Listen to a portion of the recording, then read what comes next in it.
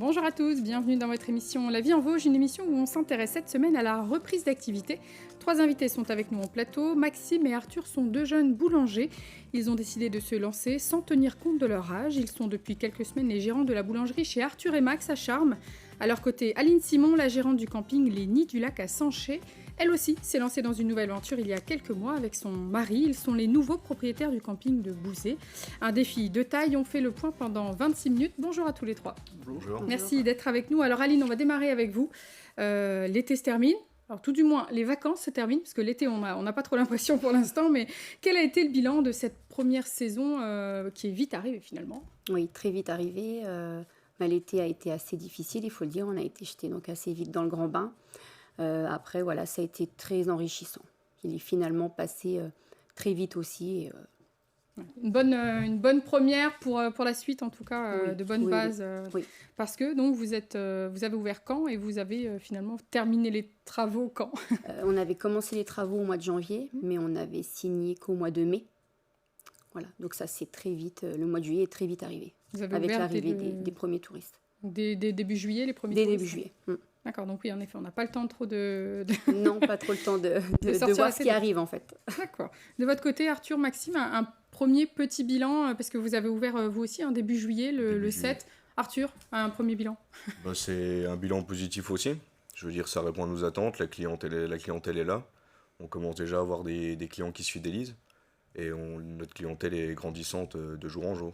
Donc plutôt de bonnes bases pour la suite. De bonnes bases pour la suite. D'accord. Alors on va revenir sur vos parcours respectifs. Maxime, avant d'ouvrir cette boulangerie donc avec Arthur, vous étiez encore apprenti, c'est ça ? Oui, on était en apprenti brevet professionnel boulanger, moi et Arthur, au sein de la même entreprise. D'accord, donc en plus vous travailliez déjà ensemble Oui. avant. Comment l'idée de reprendre une boulangerie vient quand on a 19-20 ans Alors c'est Arthur qui m'en a parlé, vu qu'il connaissait la personne qui revendait le bâtiment des anciens boulangers. Il a contacté Arthur, et Arthur m'en a parlé, vu qu'on travaille depuis plus de 2 ans ensemble, donc on se connaît bien, on se complète. Et il m'a proposé de voir si je voulais travailler avec lui, qu'on la reprenne ensemble, et j'ai accepté, malgré le stress, mais oui. C'est ça, un peu de stress quand même, Arthur, Oui. se dire qu'à 19 ans on se lance dans le grand bain. Ouais, ça a été aussi beaucoup de stress pour moi. Et puis après, le fait de m'associer avec quelqu'un avec qui je travaille depuis plus de 2 ans, ça m'a remis en confiance dans le sens que au moins j'étais pas tout seul.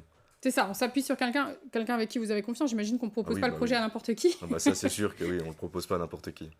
D'accord. Et donc vous avez tout de suite pensé à Maxime. C'était vous complétiez, il le disait, il y avait déjà une relation qui s'était établie dans le précédent Ah oui, établissement. oui. Depuis 2 ans, on travaillait tous les jours ensemble déjà, donc on savait comment l'un travaillait, comment l'autre travaillait, donc Pas de souci à ce niveau-là. D'accord. non, pas de souci à ce Alors, niveau-là. on peut parler quand même d'un pari assez osé, parce qu'on entend beaucoup parler plutôt de fermeture de boulangerie. On parle de hausse des coûts des matières premières, de coûts d'énergie. Est-ce que c'est quelque chose qui vous a quand même effrayé ou pas du tout au moment de se lancer ? Bah oui, c'est quelque chose qui nous a fait peur quand même, puisque on le vivait aussi du fait de notre apprentissage.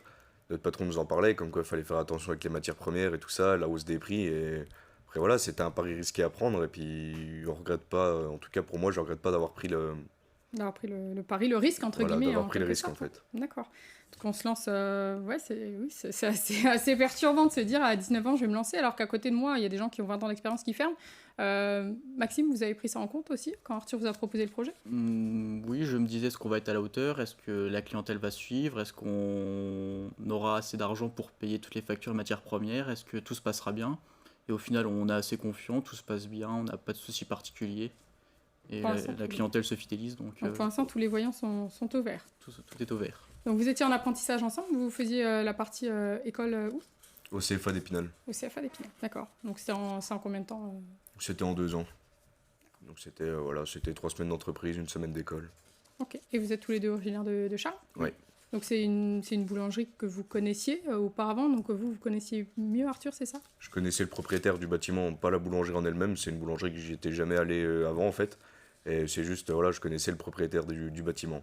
Donc voilà, plutôt le hasard finalement Voilà, oui, le qui a hasard, fait les en fait. choses. D'accord. Alors on parlait de paris un peu fou. Aline, on peut attribuer ce propos pour vous aussi, je crois, parce que le réservoir de Bouzé, on le rappelle, est un petit peu à sec. Se dire, je rachète un camping, je me lance dans un endroit où finalement les touristes ne vont peut-être pas venir. sur le papier, c'est osé. Ça, au départ, on va dire qu'on ne le savait pas, le lac, hein, parce que le projet, nous, il a quand même été mûrement réfléchi en amont, plus d'une année avant. Et donc, on a dû faire avec, malheureusement. Parce que le projet était déjà lancé quand on nous a annoncé qu'après, le lac serait en travaux. Ça aurait peut-être changé la donne au moment où... Je pense que non. Enfin, je pense que non. Non, honnêtement, je pense on l'aurait fait quand même, malgré ça. Est-ce que vous venez de quel milieu? Alors, avant d'être les propriétaires du camping, qu'est-ce que vous faisiez? Mon mari donc est restaurateur. On a déjà un restaurant qu'on est en train de vendre à l'heure actuelle. Et moi, j'étais dans l'administratif, dans les bureaux. D'accord, donc pas du tout le même... Pas du tout. Et alors, comment est né ce projet? Qu'est-ce qui vous est passé par la tête? À quel moment vous vous êtes dit on rachète le camping? Parce on s'est toujours dit qu'on aurait voulu s'associer, voilà, ensemble. Et mon mari, voilà, souhaitait garder la partie restauration, mais faire de l'hébergement. Donc on voulait, voilà, allier les deux, restauration et hébergement. Et puis ça s'est présenté comme ça, à quelques mètres de chez nous, puisqu'on habitait déjà Sanchet. Et c'est venu à nous. Voilà, donc après, un soir, 2 soirs, sur le canapé, à se dire, bah oui, pourquoi pas, pourquoi on n'essayerait pas. Et voilà, on a entamé les petites démarches, la prise d'informations, et de semaine en semaine, monter le projet tout doucement. Donc accompagné par l'ancien propriétaire, comment ça s'est... Oui, avec lui, et puis accompagné, bien sûr, comptable, à monter des projets... C'est un projet d'envergure. Hein, oui. On ne parlera pas du montant de l'investissement, mais voilà, c'est quelque chose qui est conséquent. Oui. J'imagine qu'on ne se lève pas un matin en se disant... Non, et qui prend plusieurs mois avant d'aboutir, oui. D'accord. On va poursuivre dans un instant, mais juste avant, je vous propose une petite pause. On regarde un reportage d'archives. C'est un hébergement un peu particulier dans un camping à Corcieux. On regarde et on en reparle juste après. Le reportage est signé Thierry Lasson. Des conditions pas vraiment idéales ce mercredi pour attendre son bus, avec une pluie qu'on pourrait presque qualifier de britannique. En tous les cas, de circonstances, avec l'arrivée dans ce camping de Corcieux d'un bus à Impérial de couleur rouge et sur 2 étages, of course. C'est un transporteur des lois qui a eu la lourde tâche d'acheminer ce double-decker bus Leyland de 1979, 2,50 m de large pour 10 mètres de longueur et 4,50 m de hauteur, racheté en octobre dernier par les gérants du camping. Et on imagine sans peine l'excitation liée à cette impériale arrivée. Il est arrivé. C'était vraiment le coup de cœur, on va dire. Et puis, c'est quelque chose qui est vraiment différent et qu'il n'y a pas dans les Vosges non plus. Et ça fait vraiment un clin d'œil à notre histoire. Un achat d'autant plus symbolique que la petite famille est franco-britannique. Je suis ravi d'accueillir un bus franchement britannique qui vient de Lancashire, qui est à peu près 1 heure de chez nous en Angleterre. Un petit clin d'œil à vos origines. Voilà, c'est un bon souvenir de mon enfance, aller à l'école sur le bus. Baptisé le Petit Plateau, ce bus anglais mis à disposition du conseil départemental de Meurthe-et-Moselle par la société Keolis servait encore il y a peu à recevoir des cafés solidaires pour créer du lien social dans les quartiers. Destiné à la casse, c'est donc une nouvelle vie qui s'ouvre désormais à lui. Ça va être transformé en hébergement insolite de luxe, donc avec un bain nordique et des aménagements assez sympas. Donc là, on a du mal à s'imaginer, mais il y aura effectivement sur la partie arrière donc une chambre avec les 2 personnes, une salle de bain avec baignoire et une chambre avec 2 lits superposés. Et tous les plans sont déjà faits ? Ils sont faits, mais dans ma tête pour le moment. Alors, l'hébergement insolite, c'est aussi ce qui est beaucoup recherché ces dernières années. Est-ce que c'est quelque chose auquel on pense dans le camping, Ali ? Oui, on y a pensé. On a d'ailleurs mis on a investi dans de nouveaux hébergements. On a mis 2 gros stands safari, donc là, qui sont plus pour l'été. Et on a aménagé des hébergements qui sont équipés 4 saisons. Donc, du coup, on va pouvoir louer aussi été comme hiver.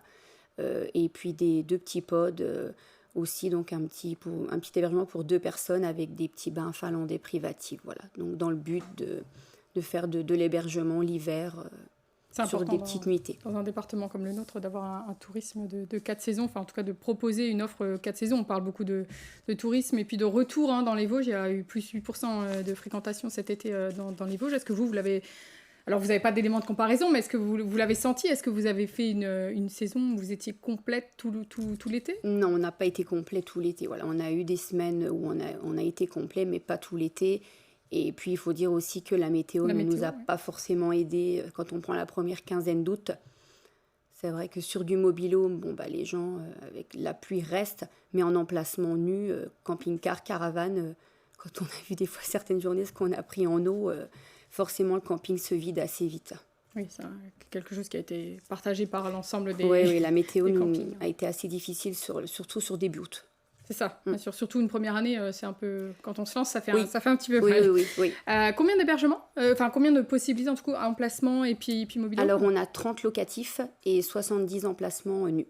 Donc 100, à peu près 100 emplacements. Ça fait déjà de quoi faire. L'idée, c'est d'agrandir encore, de rester déjà à cette échelle-là. Oui, pour commencer, de rester, voilà, là, on vient d'en mettre des nouveaux. Donc déjà, voilà, sur les années à venir, continuer à embellir ce qu'on a mis en place. D'accord. Qu'est-ce que cherchent les clients? Est-ce que quand ils viennent, quand ils sont venus cet été, vous avez eu des demandes particulières, des choses spécifiques? Les clients, surtout, ils viennent pour se reposer, s'amuser, de l'animation, mais du calme aussi à la fois. Clientèle familiale? Oui, voilà, surtout familiale. Voilà, prendre du bon temps, se sentir bien, en sécurité, s'amuser. Au niveau de la provenance géographique, on est sur... on a eu quand même, c'est pas forcément que dans les alentours, voilà, on a eu quand même qui venaient d'assez loin, et puis beaucoup de Hollandais, surtout en emplacement. Les Hollandais aiment beaucoup les Vosges. Oui, c'est un constat qu'on fait de plus en plus. Maxime, Arthur, le camping, oui, sous quelle forme pour vous? Galop. Pas moi, tant. je fais plus caravane ou tente. Caravane ou tente, d'accord. Alors j'imagine que vous n'avez pas eu le temps de penser aux vacances cet été. Non, pas spécialement. C'était pas au programme. Il fallait tout préparer, travaux. Comment ça s'est passé? Expliquez-nous un petit peu.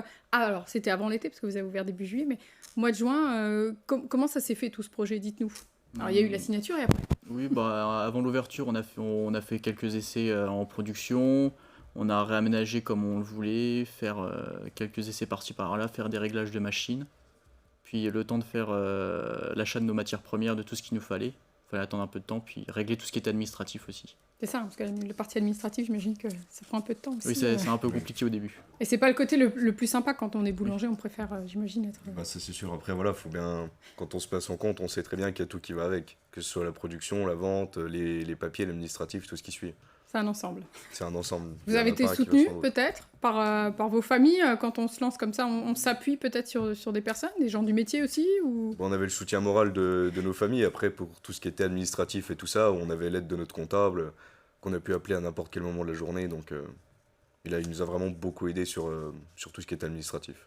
D'accord. Au niveau des machines, c'était un lot, hein, vous avez...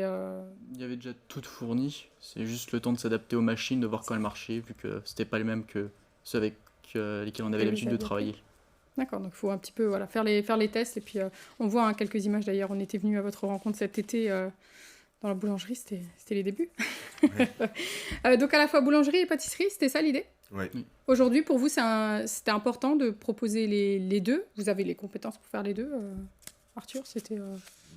C'était un objectif pour nous aussi que de proposer une gamme de produits variés pour essayer de ramener le plus de clientèle possible. C'est ça? C'est une charge de travail supplémentaire, forcément Après oui, c'est sûr. Là, si on veut faire beaucoup de produits différents, faut les travailler, les produits. Alors comment on fait? On se répartit le travail, parce que donc, vous êtes tous les deux boulangers. Pour l'instant, vous assurez aussi la vente. Comment ça tourne? Alors moi je m'occupe de tout ce qui est le côté pâtisserie et traiteur, que ce soit pâté, tourte et tout ce qui va avec. Et Arthur s'occupe essentiellement de la boulangerie, puis je lui donne un coup de main, puis on gère la vente tous les deux ensemble. D'accord. Pour l'instant, ouverture donc, comment ça se passe pour l'ouverture? Matin, soir, après-midi, dites-nous. L'ouverture pour le moment, on est ouvert de 6h à 13h le matin. Ouais. Et puis là, à partir d'aujourd'hui, on ouvre donc les après-midi de 16h à 19h. D'accord, pour compléter, vous avez eu de la demande justement? Oui, on a eu de la demande pour ce qui est les sorties d'école ou même les gens qui rentrent tard du travail pour avoir leur pain frais pour manger le soir. D'accord. Quelles sont les réactions des clients alors à la fois sur les produits que vous proposez, mais aussi sur votre âge, sur votre volonté de se lancer à 19 ans, à 20 ans? Alors les clients ils étaient assez surpris, mais en même temps assez contents, parce qu'ils disaient que ça ramenait un peu de nouveauté dans Charmes, vu que c'était souvent des gens avec beaucoup d'années d'expérience qui reprenaient des boulangeries. Donc ils se sont dit que ça ramenait du neuf à Charmes et qu'on pouvait se permettre de proposer de nouveaux produits. de ne pas rester sur la gamme traditionnelle pour l'instant. Je vais faire un petit pas de côté. Mais tout de suite, une marque de confiance, pas de... Les gens ne sont pas venus à reculons, justement, parce que vous étiez jeune, au Non, contraire. justement, les gens sont plus venus essayer, en se disant, on vous a vu dans le journal, tout ça, on a vu que vous aviez que 18 et 20 ans, donc vraiment, ils sont venus essayer, quoi. Et on sent qu'ils reviennent. Ouais, il y en a beaucoup C'est qui que c'est bon, continuent à alors. venir. C'est que c'est plutôt une bonne chose. Allez, on va parler des projets dans quelques instants, mais juste avant, je vous propose une seconde pause. C'est l'heure de la vie en Vosges, le quiz.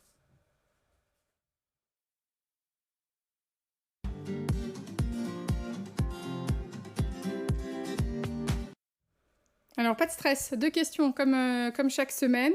La première va s'afficher peut-être dans quelques instants dans l'écran, mais en attendant, je vous l'ai dit, la confiserie des Hauts-de-Vosges, la CDHV de Plainfin, vous connaissez la CDHV, jusque-là ça va.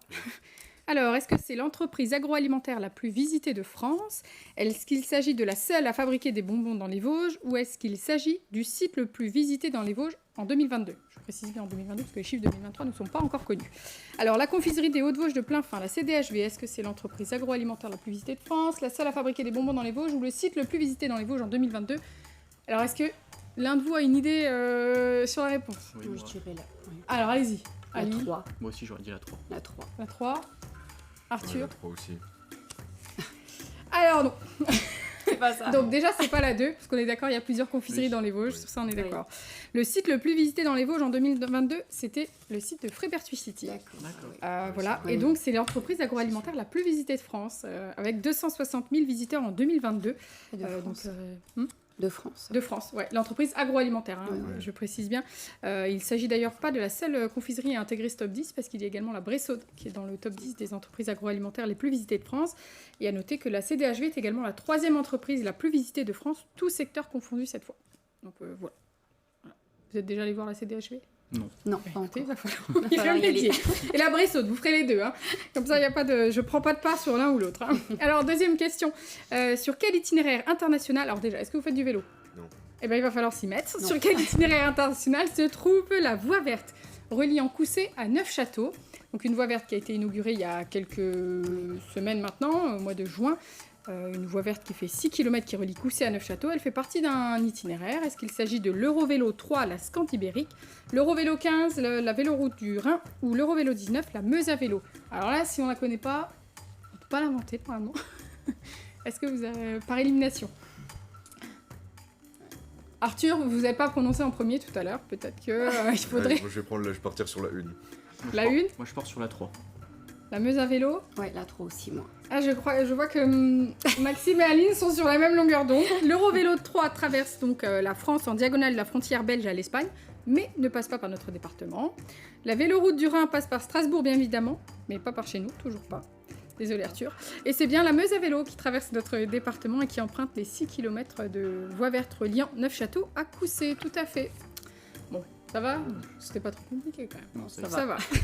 Et bien justement, les cyclotouristes, Aline, est-ce que vous en avez eu cet été? Oui. Beaucoup? Ça représente...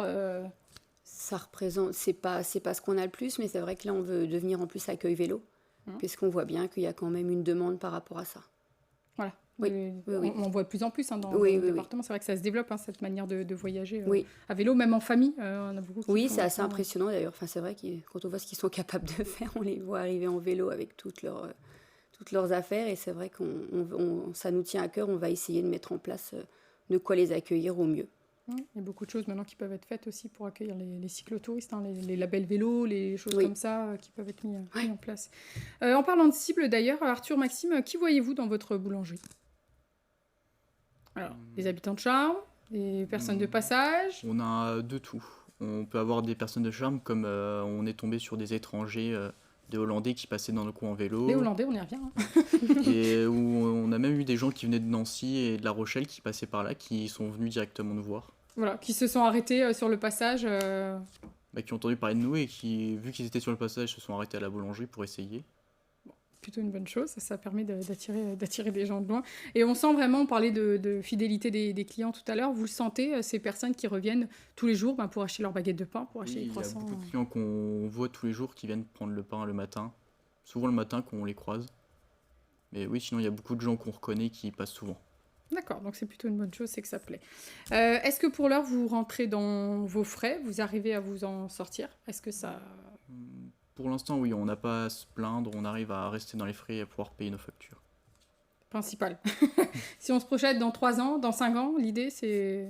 C'est Arthur? de se développer, que ce soit développer la gamme de produits ou même encore se développer au niveau du personnel. C'est un projet pour nous, ce serait aussi de pouvoir former un apprenti. Vu qu'on est passé par la case de l'apprentissage, ce serait aussi quelque chose de vraiment une bonne expérience pour nous de former un apprenti à notre tour. Et puis après, voilà, d'ici même plusieurs années, pourquoi même pas se développer, peut-être, voilà, niveau prendre une deuxième affaire ou quoi, après, voilà, donc beaucoup d'années, quoi. Bien sûr, mais ça laisse voilà, des perspectives dans 5, 10, 15 ans de voir venir tranquillement. Là, l'idée, c'est déjà de pérenniser l'affaire, j'imagine, Voilà, exactement. de passer une année, et puis de voir ensuite. D'accord. Aline, de votre côté, si on se projette, si on fait un bond dans le futur, l'idéal pour le camping? Bah oui, de continuer à l'embellir, hein. Il y a un potentiel, c'est pour ça qu'on a acheté ce camping et on a beaucoup d'idées. Donc déjà de terminer ce qu'on a commencé, puisque tout n'est pas fini à cette heure-ci. Voilà, on a dû mettre entre parenthèses pour la saison. Et donc déjà de terminer tout ce qui a été commencé, puis de poursuivre après. D'accord. D'ici là, les priorités justement de fin de travaux, c'est quoi? Les priorités, ça va être de terminer la devanture surtout du camping et de sécuriser tout ça. Voilà, parce tout est ouvert à cette heure-ci et voilà, le but c'est de fermer, de clôturer le camping. D'avoir un lieu vraiment voilà, sécurisé Oui, voilà. pour tout le monde. D'accord. Et donc on n'a pas dit un mot sur le restaurant. Oui. Mais le camping, c'est aussi un restaurant. Oui, la table du lac. Oui, anciennement l'Exotis. Voilà. Le restaurant on a un bon retour voilà, sur cet été, un bel été. Donc là aussi, lui, il est ouvert toute l'année? On va l'ouvrir toute l'année, oui. D'accord. Combien de personnes pour gérer tout ça? Enfin, pas pour gérer, mais pour travailler là-dedans? Là, sur l'été, une vingtaine, hein, cuisine et salle. En hiver, un peu moins. Voilà. Forcément, on avait des étudiants. Voilà. Là, on va essayer de construire une équipe pérenne et puis de voir ce que ça donne. Et puis une dizaine de personnes sur le camping aussi pour cet été, en tout cas, c'était ça? Pas tout à fait, mais pas loin. Avec les animateurs, oui, pas loin d'une dizaine. Bon, tous les voyants sont ouverts de tous les côtés, j'ai l'impression. Donc écoutez, je n'ai plus qu'à vous souhaiter une bonne suite, une bonne continuation dans vos Merci. affaires en tout cas. Merci beaucoup d'être venu sur notre plateau. Merci à toute l'équipe pour la réalisation de cette émission. Je vous donne rendez-vous la semaine prochaine et d'ici là, n'hésitez pas à regarder notre journal tous les jours, du lundi au vendredi à 18h. À très bientôt sur Rouge Télévision.